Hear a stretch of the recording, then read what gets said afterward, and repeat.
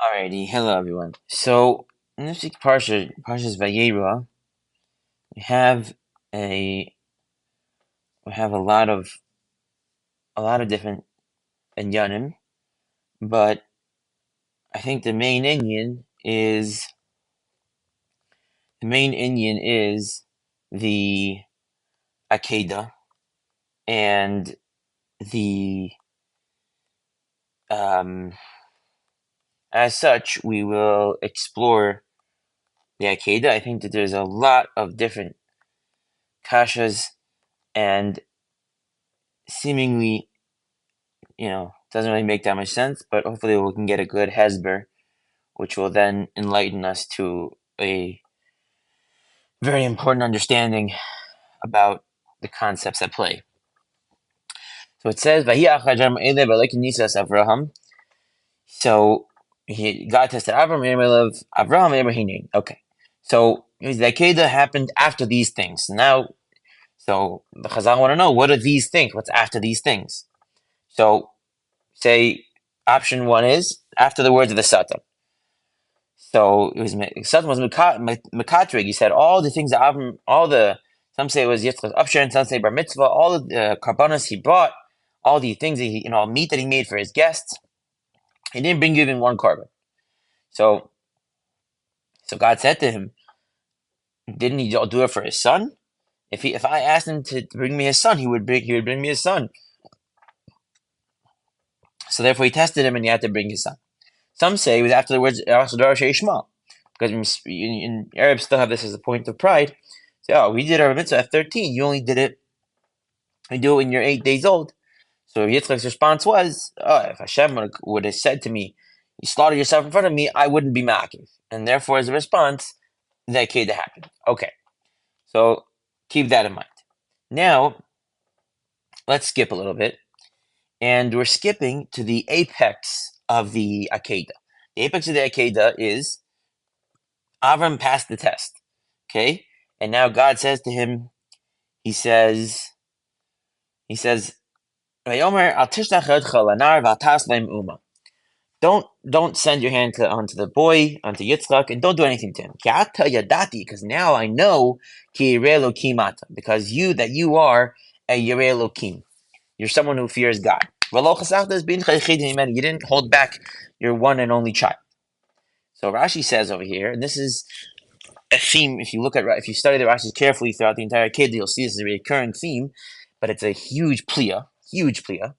So this is God saying, "Now I know." After he passed a test, now I know. So you would think Rashi would say, "Now I know you're such an amazing individual who would do anything that I say, no matter what, and you're so great, and I love you so much. You do everything that I say. You're just so perfect." But that's not what he says. He says, "Ki ati adati." Now I know. Or bi'aba. Sorry. He says, "Me'ata."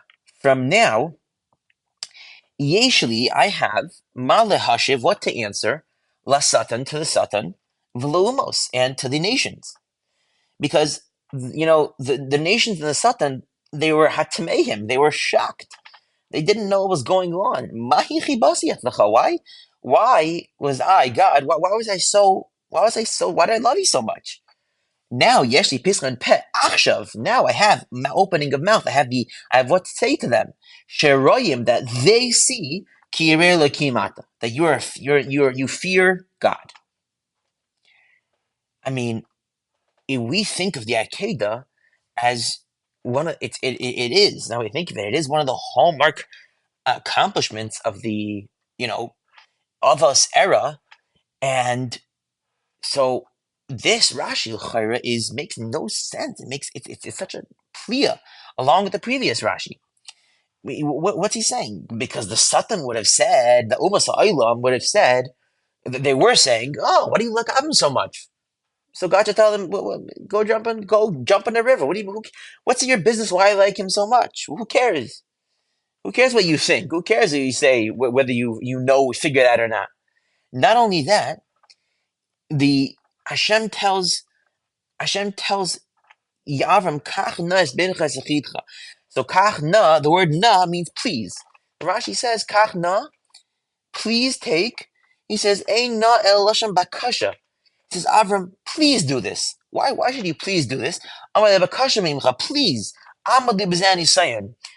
You know, pass this test. So they shouldn't say the first ones didn't have it. There weren't anything to them.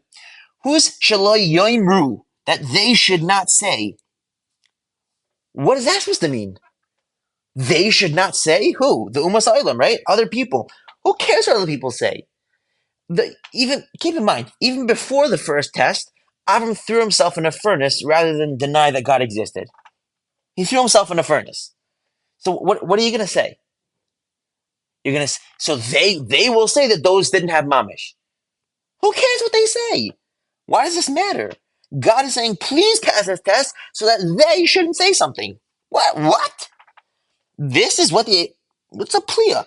Same thing with the initial Rashi. The Satan said, oh, he didn't bring any korbanos, God. So God should say, look, I know Avram Avinu. He already passed 9 tests. He threw himself into a furnace for me. He did all this stuff for me. I tested him 9 times already. He's a great guy. I don't care what you're saying. I'm telling you that he's a great guy. As an answer for a Satan, he should test him and tell him to bring Yitzchak. And same thing, Yitzchak Yishma. Oh, it sounds like 2 little kids. If God would tell me to bring my entire body, I wouldn't hold back. And then he actually does it as a response to Yishmael. Who cares what Yishmael says? So Yishmael's an idiot. He thinks that he's greater because he has it when he's 13 and he's older. Okay, fine. So he's an idiot. So let him be an idiot. Who cares? It's a pliastic azach. The whole, if you read the Rashi, you take it seriously, that this is what Chazal are saying. Atiyadati. Now I know means now I have what to respond to the Umas Olam and the Kachna Rashi and the initial Rashi. How is it possible that it's in order? All it's for is so that they shouldn't say something.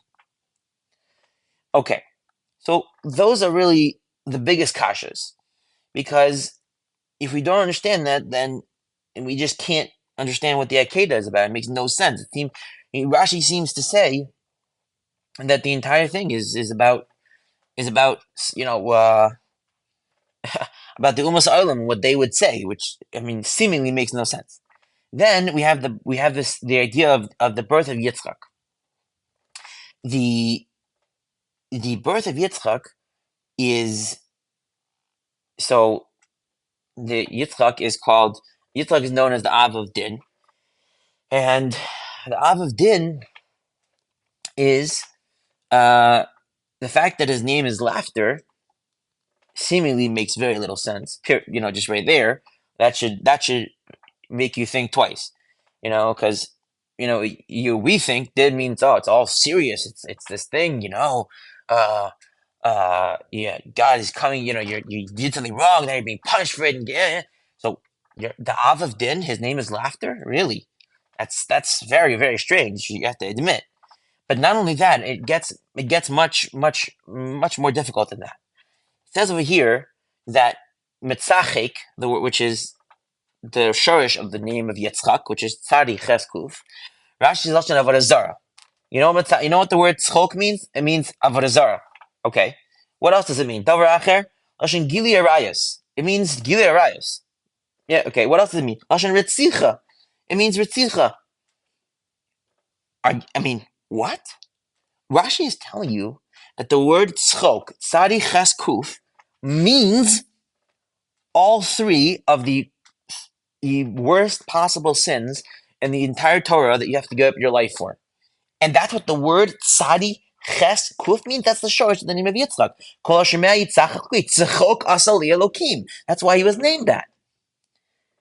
So what the word itself means the shalosh chamuros, and somehow that word is the name of Yitzchak. It's a pliya. It makes no sense. It's so hard to understand. We have to. That's something that is just. It's such a big kasha. You're forced to understand what's going on over here. So those are the main kashas. Now we're going to answer, and the answer we're going to say is going to come as a shock, and therefore, if you don't, if you're unwilling to accept the answer, it is what it is.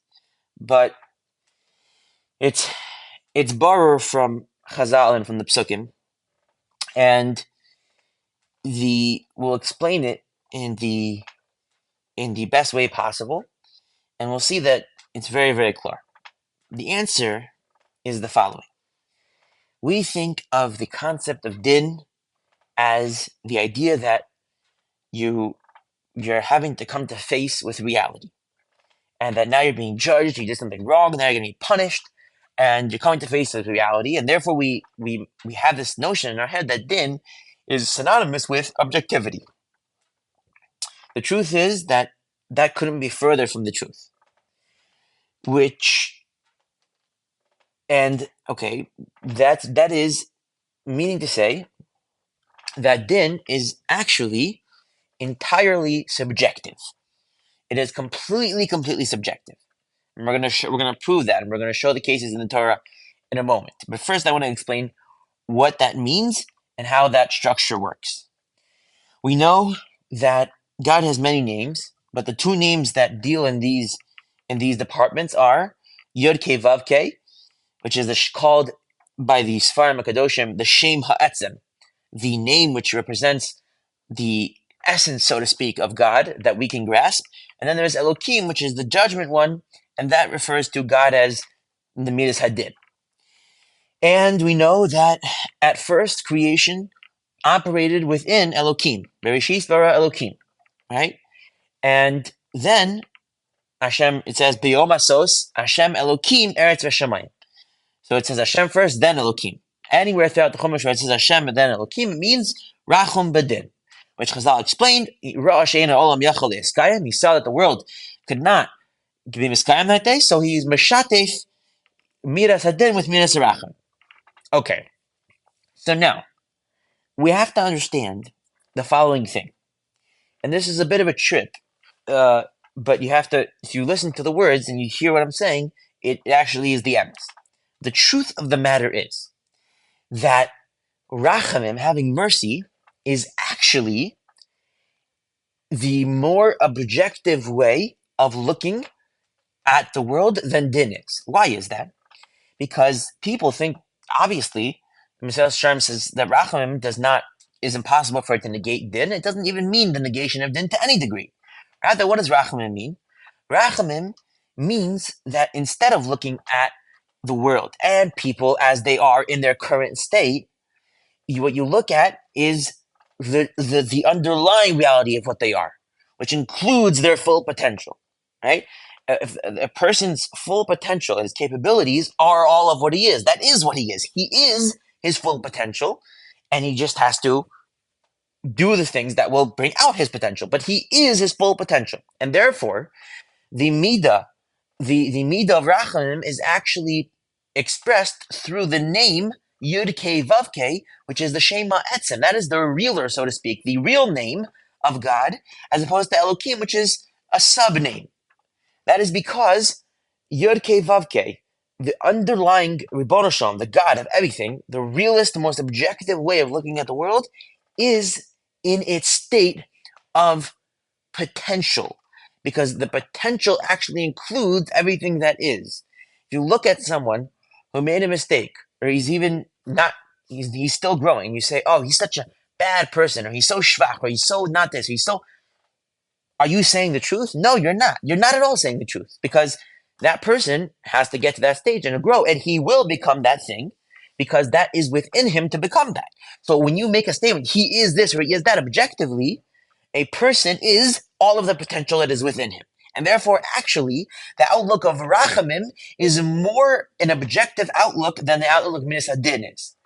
But what is the outlook of Midas Hadin? The outlook of Midas Hadin is the outlook which demands actualization. It demands that reality itself at any given time, or at every given time, expresses its most underlying true nature. That's what it demands. And therefore, din is actually a subjective matter. What din does is it measures the amount in a person's contribution in terms of how much he has brought the world closer to its actualization. And how do I know this? And where do you see this? And it's actually also in the sixth parsha, which is even better. We're talking about Lot, and Lot is being rescued. And they say to Lot, they say to him, they brought him outside, and they say to him, "Maleit nafshecha, go run for your soul. Don't look after you." And he say, "But al tamar b'chakikar." He says, "Hahara himaleit penti safek. Go run to the mountain." Right? And Chazal say, what does Hahara himaleit mean? Eitzel Avram berach. Right over here. Run to Avram. So, okay, so they're telling him run to Avram. Why? Because it's in his schus, right? It's in his schus that you're being saved. So Lot answers them. He says, Al na Adonai, right? It's chol, right? It's the malachim. He says, please no, right? Um, uh, Sorry, my mistake. It's actually not chol, but it's a pasuk, so I'm still okay. So he says no. He says, please no. And Chazal says he's actually talking to Hashem here. Okay, I forgot about this. So anyways, the point he says no. He says, now he's talking to the malachim. So he says, I found favor in your eyes. Make your chesed even greater. That you did for me to mechaya my nefesh, to make me to let me live. V'anochi and I lo chaldim alei tahara. I can't run to the mountain. In other words, to Avram Avinu. Why? Pen maybe tidbakani hara'a. The evil will attach itself to me. Vamati, and I will drop dead. I will die. Rashi says, and again, this is in the same vein as what we're seeing by the Akedah, but it now shows you. It's now saying it straight out. He says something pleiastic. When I was with the people of Sodom, HaKadosh Baruch Hu roa masai umasa b'nei ha'ir. HaKadosh Baruch Hu saw my actions and the actions of the people of my city. But he said, you're a tzaddik. I was a tzaddik. V'chadai le'inotzel. And I was worthy of being saved. But when I come to the tzaddik, Avram Avinu, in other words, ani karasha, I'm a Rasha. And this is not the only time. Until you didn't come to me. These are my actions of my people. And I'm a righteous woman among them. You came to me now. Now I'm an evil woman according to your actions. You're so much better than me. So, I mean, if you don't understand what din is, and you don't understand it the way that I just explained it to you, then when you look at this pasuk and you read it, you have to go nuts, because what it's saying is, Lot is saying, I'm sorry, Mr. Angel, or he's speaking to God. He says, I can't go to Avram Avinu. Maybe the evil will attach itself to me and I will die. Why will I die? Because compared to Avram Avinu, I'm a Rasha.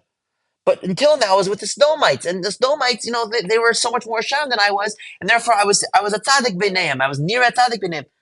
What's he talking about? What's going on over here? I thought din was this objective metric. Are you this or are you not this? So by them I was a tzaddik, by him I was a Rasha. So therefore, maybe if I go to the mountain, I'll drop dead. If you're a Rasha, you're a Rasha. If it's Elamai, this is exactly what we're saying. That din is not an objective measure.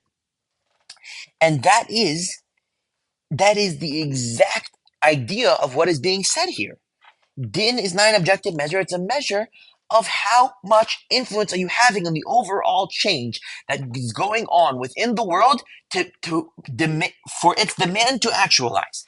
If Lot is with the Stomites, and the Stomites are much bigger Rishayim, and his influence on them is bringing them closer and making them better, even though they're not good to any degree, neither is Lot good to any degree, but they're better, and they're greater than they were before.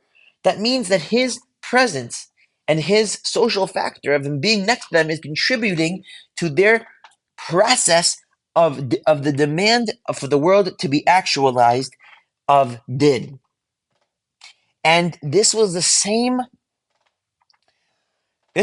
argument that Ava made when he was arguing that the tzaddikim should be saved in Sodom. Right? He says,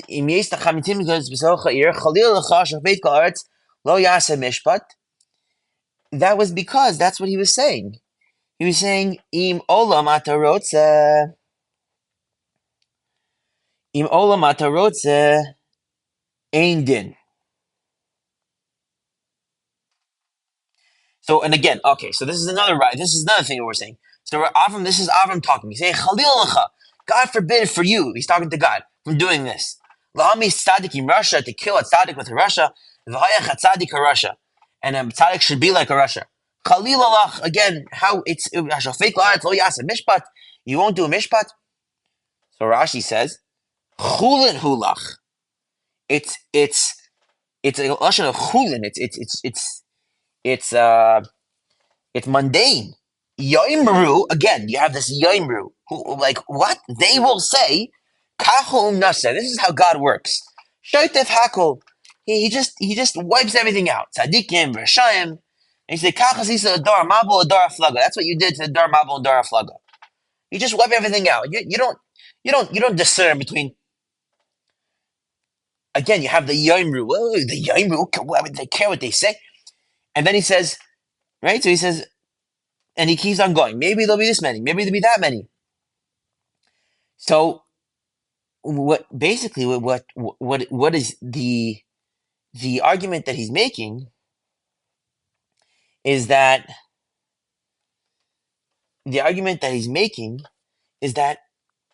maybe there'll be that many tzaddikim there, and then they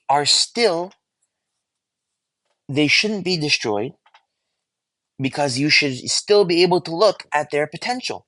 And the din, which is the thing that would demand that God destroys it because it's so far from the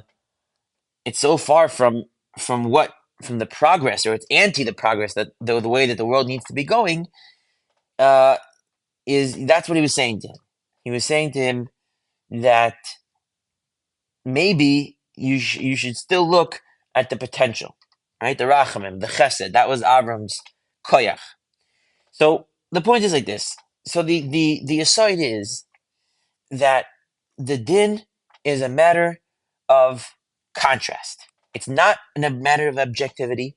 It's not pshat that someone is objectively one or the other. It's a matter of contrast. In what way are you contributing to the world's overall demand that it actualize? And that, with that understanding, you can now read these psukim, right?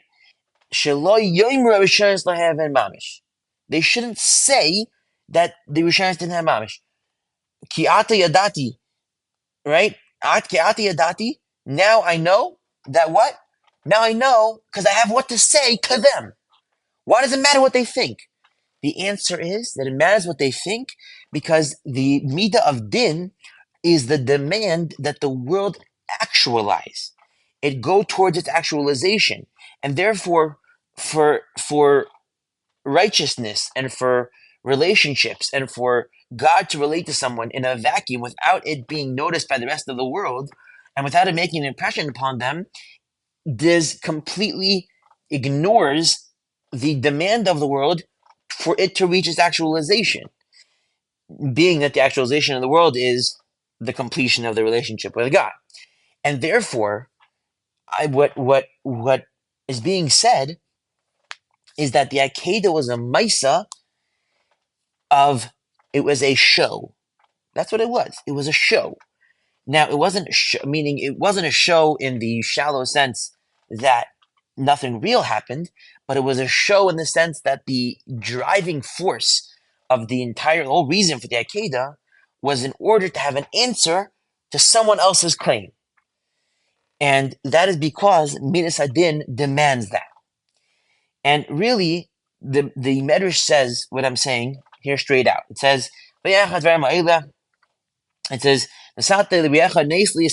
He gave them something to become greater, make like a sign, like to be noticed. Mipnei koshet sela. So a koshet is a dress up. It's an ornament, is what it is. Kishutin are ornaments. A kala miskashet, that means she dresses up. So nisayin achar nisayin, v'gidulin achar gidulin, mishvil nasosan ba'olam, in order to test them in the world. Mishvil gadlam ba'olam, to make them greater in the world. Kanesa zeshel sfina, like the nace of a sfina, the flag on the top of the sfina, I think is what it is. The kol kach lama. So why so much? Why so dramatic? Why does it have to be? The Medrash is asking why. So Mary says, Mipnei koishet. You know why? Because we want to be dressed up. We need to be pretty. What do we need to be pretty? Bishvil, so that shetiskashet midas hadin ba'olam. So the midah of din in the world can be beautified. It can have ornaments. It should look pretty. Shim yomer lecha adam, if a person will say to you, Lamishu rotz la'asher masher. Whenever God wants to make rich, he makes rich. Lamishu rotz mani, whenever he wants, he makes poor. Lamishu rotz asa melech, whenever he wants, he makes a king. Avram, Kisharatza, when God wanted, Asa a melech. He made him a king. Kisharatza Asa Asher, when he wanted, he made him a rich person. Yachol at lahashivai. And this is everything that we're saying, but it's incredible that the Medrash is putting in this terminology exactly what we're saying. You can answer him, and say to him, Yachol at lasos kemosha Asa Avram Avinu. Can you do what Avram Avinu did? And now the person responds. The Medrash is recording the whole conversation. It's so pleistic. V'hu Aimer, and the person says back, Ma asa? What did Avram Avinu do? V'at Aimer lo, and you say back to him, V'avram b'mei shana b'yivaled loi. Avram was 100 years old when he finally had this child. V'achar kol hatzar hazeh. And after everything that he went through, Nemar loi was said to him, Kach nas binachas echidcha. Go take him and bring him up. V'loi ikev. He didn't. He wasn't ma'akev. Harei nasati b'es. The Medrash is pleistic. It's recording, it's a conversation. I mean, have you heard of something like this? The person says to him, you can answer him and say, so it's exactly everything we're saying. The Midas Hadin needs to be made pretty. What does that mean? It needs to be made pretty? It needs to be that people are impressed by the reality of what's occurring, so that impression that it makes upon them is the development that they develop due to the fact that they were impressed by the occurrence that occurred. The alignment of success, wealth, along with the deservance of that, is the demand of actualization in the world. It's a show. And that is what it means. Like, that's what a kaishet is. A kaishet is an ornament. An ornament is for show. That's the whole point of it. The aside of the Midas Hadin is a show. And that is where we'll end.